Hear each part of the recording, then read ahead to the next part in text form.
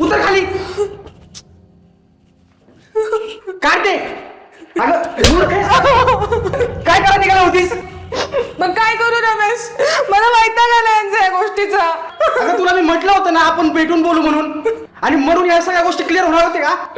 अरे रमेश, यांच्यावर माझं खरं प्रेम आहे रे, पण हे असं वाटतात ना, जिवंतपणे मेल्यासारखं वाटतंय रे मला. हे बघ तू शांत हो. बस तू बसून घे. बस.